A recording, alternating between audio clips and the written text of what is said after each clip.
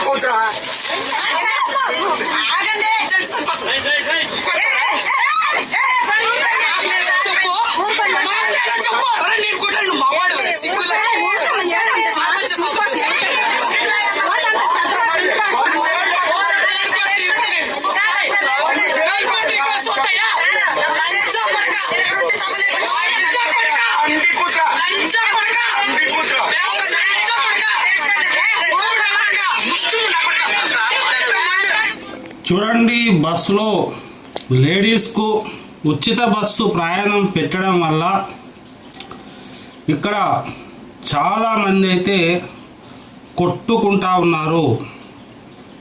ఎవరో ఇక్కడ బస్సులో ఒక పెద్ద మనిషి అనుకుంటా, ఆయన ఓ దండం పెట్టాలి, గోవింద గోవింద వెంకటేశ్వర గుండు వేసుకున్నాడు. దేవునికి మొక్కి ఆంధ్రప్రదేశ్లో అక్కడ ఉన్నటువంటి ఈ యొక్క లేడీస్ ఎవరో కానీ ఆయన భర్తకు ఓ దండం పెట్టాలి. ఎలా ఎగుతున్నాడో ఏమో పాపము. ఆ పెద్ద మనిషిని ఇష్టం వచ్చినట్టు తిట్టడం, చెప్పుతో కొట్టడం ఏంటి అధ్యక్ష? ఇలాంటి బస్సు ఉంటే మగపిల్లలకు వేరే బస్ పెట్టండి. గౌరవ మర్యాదలకు భంగం వాటిల్లుతుంది పురుషులకు.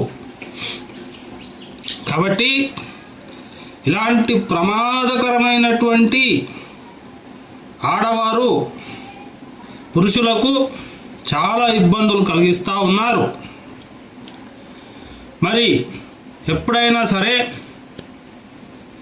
మేము అంటే పురుషులు స్త్రీలకు ఎంత గౌరవం ఇయ్యాలో అంత గౌరవం ఇచ్చి, అన్ని దెబ్బలు తిన్నా కూడా అతడు ఒక్క దెబ్బ కూడా కొట్టలేదు. అది సంస్కారం, అది మర్యాద. చూడండి, ఒక పెద్ద మనిషిని, ఒక పురుషుని, ఒక మహిళ ఏ విధంగా కొడుతుందో ఇలాంటి వారిని కఠినంగా శిక్షించాలి. వెంటనే శాంతి భద్రతల శాఖ అల్లర్లు జరగకుండా వీళ్ళకు తగిన కౌన్సిలింగ్ ఇచ్చి, ఆ స్త్రీకైతే ముఖ్యంగా పురుషులను వేధించినందుకు శిక్ష వేసి లేదా కౌన్సిలింగ్ ఇవ్వండి. ఇలాంటి ఘటనలు ఎన్నో మర్డర్లకు, అలాగే ఎన్నో తగాదాలకు కారణమవుతాయి. కాబట్టి ఇలాంటివి జరగకుండా మీరు తగిన చర్యలు తీసుకుంటారని ఆశిస్తున్నాం. బస్సులో ప్రయాణించేటప్పుడు స్త్రీలకు ఎన్ని హక్కులు ఉంటాయో పురుషులకు కూడా సమానంగా ఉంటాయి. మేము డబ్బిచ్చి పోతున్నాం, మీరు ఫ్రీగా పోతున్నారు లేడీస్. అయినా ఇలా చేయటం మంచిది కాదు, కొట్లాడటం. మరి శాంతి భద్రతల కోసం అందరం మనం సహకరిద్దాం. ఈ విధంగా గొడవలు కాకుండా చూడాలని పోలీస్ వారికి తెలియజేయడం జరిగింది. ఫస్ట్ టైం చూస్తున్నట్టయితే లైక్ చేయండి, షేర్ చేయండి. చాలామందికి ఈ విషయం తెలవాలి. ఇలాంటి అరాచకాలు సృష్టిస్తున్న లేడీస్కు తగిన శిక్షలు కూడా పడాలి. మరి హింస అనేది స్త్రీలకే కాదు పురుషులకు కూడా జరుగుతుందని గవర్నమెంట్ గుర్తించాలి. ఎటు పోతుంది మన సమాజం, ఏమైపోతున్నాయి మానవతా విలువలు? కాబట్టి పురుషులపైన కూడా స్త్రీలు హింసిస్తున్నారని గవర్నమెంట్ గుర్తించాలి. ఇలాంటి ఘటనలు ఎన్నో రోజు జరుగుతూ ఉంటాయి. థ్యాంక్ యూ అధ్యక్ష. మరి ఏదేమైనా మనం కలిసి ఉందాం, మంచిగా చూద్దాం, మంచి కోసం పాటు పడదాం. ఇలాంటి సంఘటనలు జరగకుండా ఉండాలని కోరుకుందాం. సరేనా? మనకు కావలసినన్ని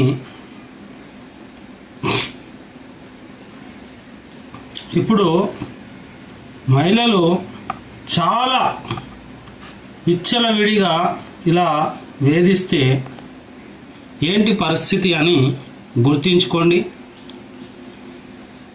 ఈ సమాజం కోసం కొంచెం చూసి నడుచుకోండి.